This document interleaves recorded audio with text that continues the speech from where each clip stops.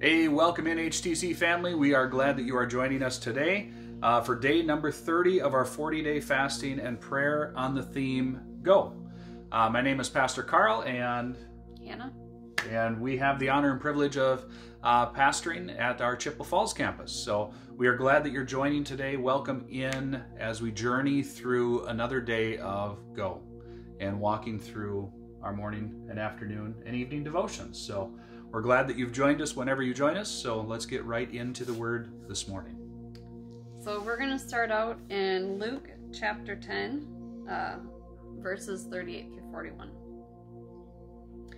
As Jesus and his disciples were on their way, he came to a village where a woman named Martha opened her home to him. She had a sister called Mary, who sat at the Lord's feet listening to what he said. But Martha was distracted by all the preparations that had to be made.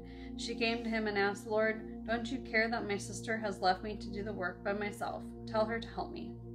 "Martha, Martha," the Lord answered, "you are worried and upset about many things, but few things are needed, or indeed only one. Mary has chosen what is better, and it will not be taken away from her."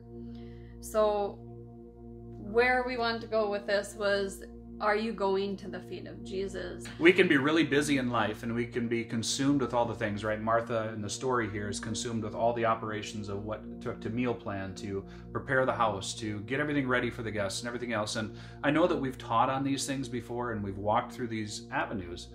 But if we have a heart of Martha and it's go, go, go, go, go, and busy, busy, busy, busy, and not able to do like what Mary did, which is going to the feet of Jesus, we miss all the opportunities of what Jesus wants to do in our lives.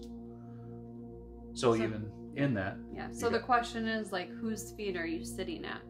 Are you sitting at the world's feet? Are you going to the world for the things that you think you need? Or are you going to, I don't know, finances or the stock market or the news or...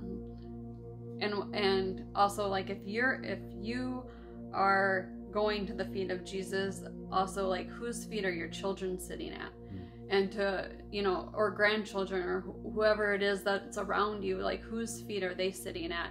Are you helping lead them to Jesus' feet? And are they going along with you? Or who else can you lead to the feet of Jesus?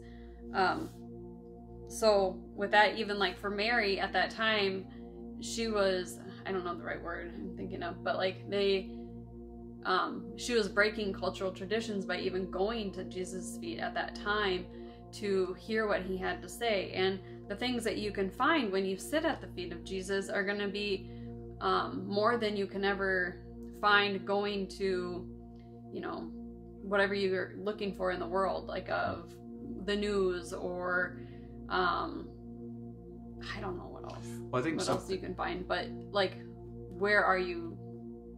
Whose feet are you sitting at? Basically, is what it goes back to. And when you go to the feet of Jesus, you're gonna find comfort and peace and rest and truth, and you're gonna find His voice. You're gonna find His loving touch. You're gonna find, just everything that you need in life when you go to the feet of Jesus, and you're not gonna find that anywhere else. And I know I've shared this before, but in the Greek, in that context, where it says when Mary went to the feet of Jesus, it actually says as Jesus taught, he wrote over Mary, which basically means that she had opened her heart to receive all the truth that he had for her in that moment. And it says that he authored new promises upon her heart, where he wrote into her life or wrote onto her heart the truth and the promise. So I think even in the context of walking through going to the feet of Jesus, are you going with the expectancy or anticipation that he's going to write truth on your heart? He's going to write promise on your heart, to speak new life into you, because Jesus is the resurrection and life. He is that in all things. So are you letting him write a promise today? Not waiting till tomorrow, not waiting till next week, I'll get my life together. No, he wants you now, today, to be able to write upon your heart, to be able to write truth and promise. So in all of this, remember that it's time to go to the feet of Jesus. Yeah, spend time at his feet. So let's do that right now. Let's go into a time of prayer. of just being at the feet of Jesus and expecting him to write on our hearts. And let's walk there together. Me or you? You can. Okay. God, we just thank you so much.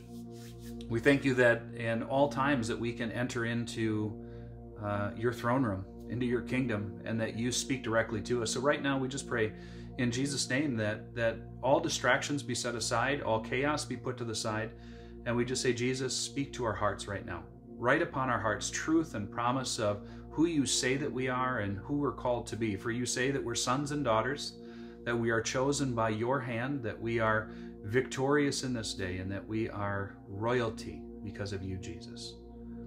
So we just give you our hearts today, and we sit and just long for your truth and promise in our life.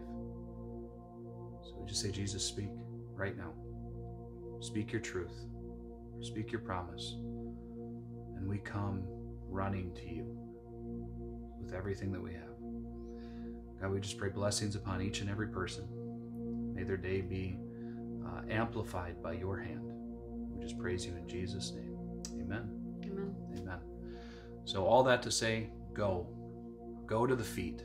Go to the feet of Jesus. Have a great day. We love you guys, appreciate you guys, and be blessed. And be the kingdom. Kingdom. Or church. Wherever you want to be. Guys, have a great day. We'll see you guys soon. Bye. Thank you.